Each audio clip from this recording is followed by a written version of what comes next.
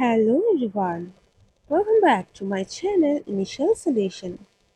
Today in this tutorial I'm going to show you how to clear cache on TikTok. So go for your TikTok account. Now go for your profile icon. Click on this three line here. Go for settings and privacy.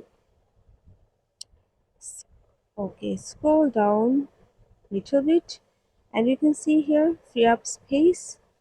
Click on it and you can see here cache option.